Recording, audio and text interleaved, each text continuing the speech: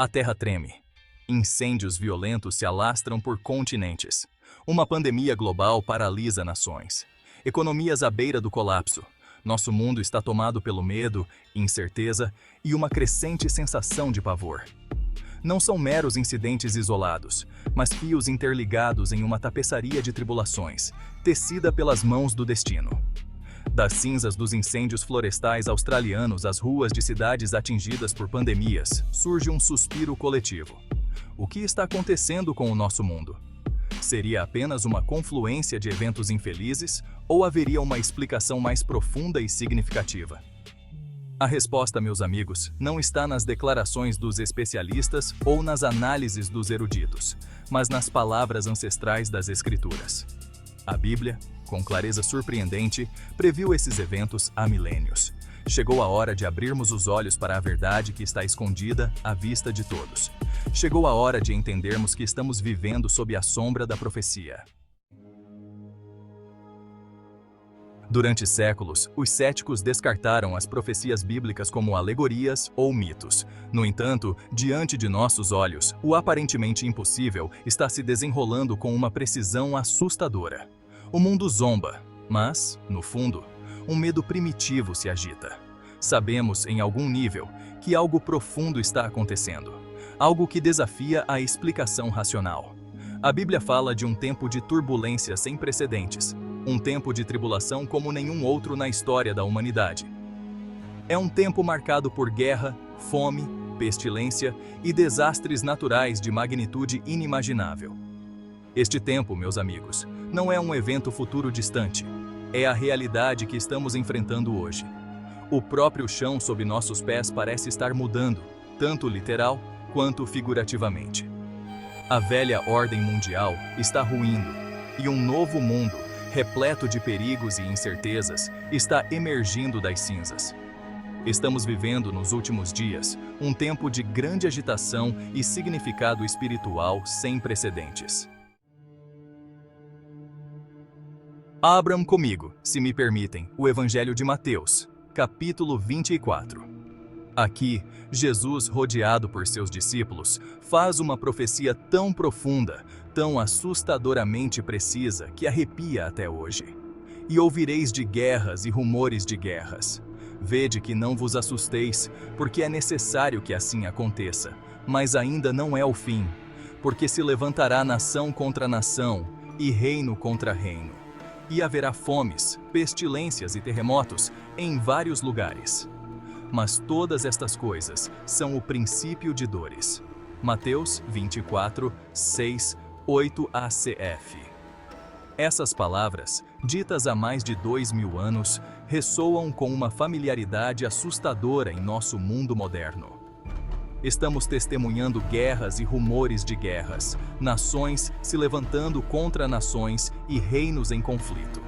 Fomes, terremotos e pestilências dominam nossas manchetes, pintando um quadro sombrio de um mundo à beira do abismo. As palavras de Jesus não são uma coleção de previsões vagas, são um roteiro preciso e detalhado do fim dos tempos. E ao olharmos ao nosso redor para o estado do nosso mundo hoje, uma coisa fica abundantemente clara: estamos nos aproximando rapidamente do nosso destino final. Seção 5. Revelando o Apocalipse. Arautos do Fim. O livro do Apocalipse, frequentemente envolto em mistério e simbolismo, fornece o relato mais abrangente do fim dos tempos. É um livro de advertência, mas também um livro de esperança, pois nos lembra que mesmo em meio ao caos e à tribulação, Deus ainda está no controle. João, o discípulo amado, teve uma visão do futuro, um vislumbre dos últimos dias da história humana. Ele escreve sobre julgamentos terríveis, simbolizados por selos, trombetas e taças, cada um mais devastador que o anterior. Esses julgamentos não são atos aleatórios de retribuição divina. Eles são uma consequência direta da rebelião da humanidade contra Deus.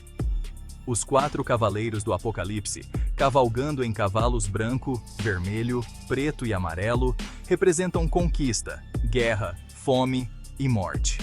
Estas não são meras figuras de linguagem, eles são arautos da tribulação, um tempo de sofrimento e convulsão incomparáveis.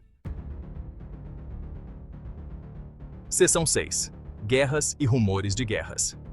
Jesus nos avisou que guerras e rumores de guerra seriam um sinal do fim dos tempos, e hoje estamos testemunhando conflitos irrompendo em todo o mundo com uma frequência alarmante.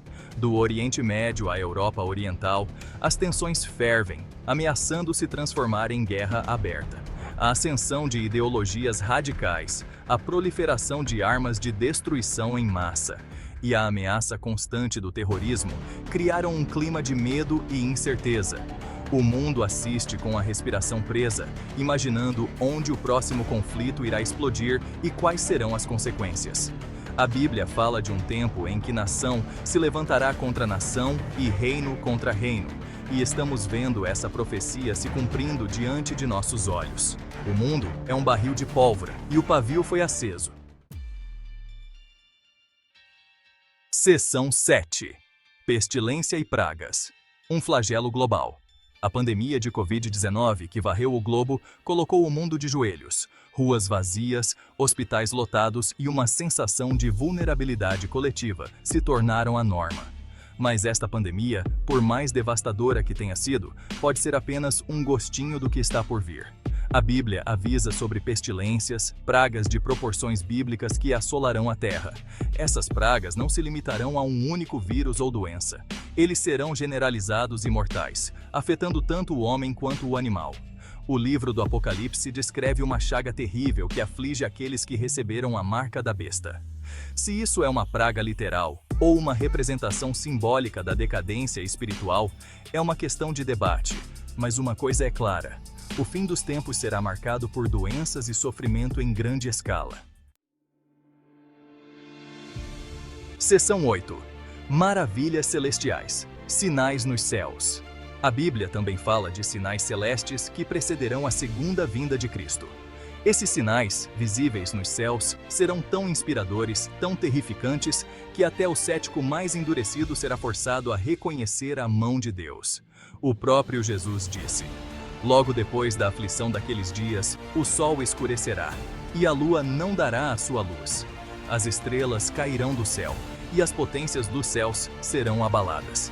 Mateus 24, 29, ACF. Esses sinais celestes não são meros fenômenos astronômicos.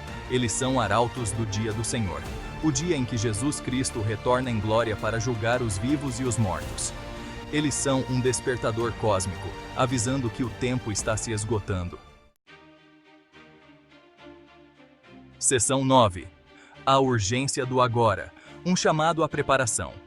O mundo está mudando em um ritmo sem precedentes. Os sinais estão ao nosso redor, apontando para o breve retorno de Jesus Cristo. O tempo para a complacência acabou. A hora de agir é agora.